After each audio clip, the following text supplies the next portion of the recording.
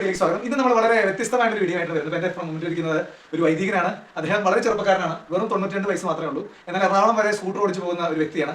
അപ്പോൾ കാടുകുത്തിയിരുന്നാണ് എറണാകുളം വരെ സ്കൂട്ടർ ഓടിച്ചു പോകുന്നത്. അപ്പോൾ ജോജോ എന്നാണ് അദ്ദേഹത്തിന്റെ പേര്. യഥാർത്ഥ പേര് ജോൺ ജോസഫ് എന്നാണ്. വളരെ വ്യത്യസ്തനായ വൈദികനാണ്. നമുക്കൊരു 10-20 വർഷത്തോളം എനിക്ക് അറിയാവുന്ന ഒരു വ്യക്തിത്വമാണ്. അപ്പൊ ഈ ഒരു പ്രായത്തിലും അദ്ദേഹം തന്നെ പറയും ഷുഗറിലെ പ്രഷറിലെ കൊളസ്ട്രോളിൽ എന്താണ് ഈ ചെറുപ്പക്കാരനായിട്ടുള്ള ജീവിതത്തിന്റെ രഹസ്യം എന്ന് നമുക്ക് അച്ഛനോട് ചോദിക്കാം. എന്താണ് അച്ഛനെ കുറിച്ചൊന്ന് പറയാം? അച്ഛന്റെ ഈ ചെറുപ്പത്തിന്റെ രഹസ്യം എന്താണ്? ഞാൻ 18 വയസ്സ് സിംഗായി പോകുന്നു. അത് ഞങ്ങൾ കുറവങ്ങാട്ടുകാരാണ്. അവിടെ ഗോതമ്പഴത്തേക്ക് കുടിയേറി പോയത്. അവിടെ ഇപ്പോൾ കൃഷികളാണ്. അപ്പോൾ ഈ ഓണം വെക്കുമ്പോൾ 80 ബസ്സിൽ 3 ആളുണ്ട്. അതേ സമയത്ത് പച്ചക്കറികൾക്ക് എല്ലാം ഉണ്ട്. എല്ലാ പച്ചക്കറികളും ചെയ്യും. കൃഷി മാത്രമല്ല പണിക്കാർക്ക് നോക്കിയിട്ട് 5 കിലോമീറ്റർ വരെ കൊണ്ടുപോകും. വീടുകളൊക്കെ കൊടുക്കും.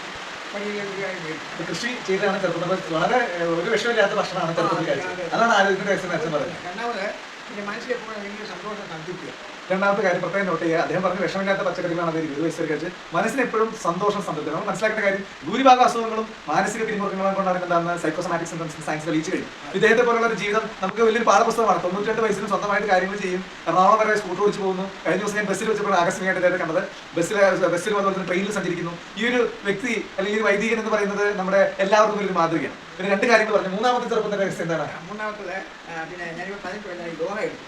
യോഗ എന്ന് പറഞ്ഞാൽ ദൈവത്തിന് നയിക്കണം ദൈവമായിട്ട് യേശുവിനെ ധ്യാനിച്ചുകൊണ്ട് എല്ലാ അവയവങ്ങൾക്കും കണ്ണ്, തല, ഹൃദയം, വയറ്, കാല് എല്ലാത്തിനും എക്സസൈസ്.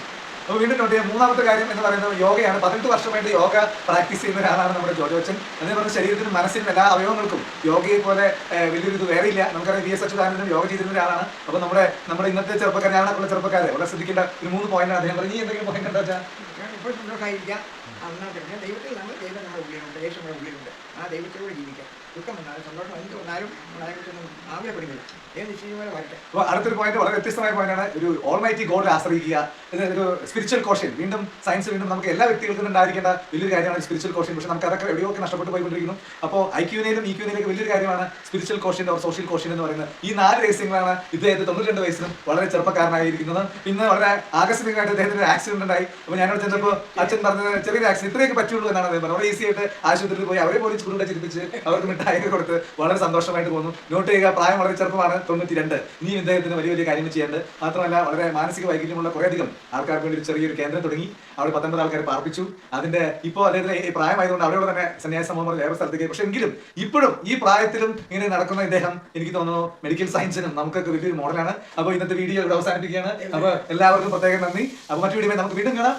എല്ലാവർക്കും ദൈവത്തിന്റെ ആശീർവാദം ഉണ്ടായിരിക്കട്ടെ. അതെ,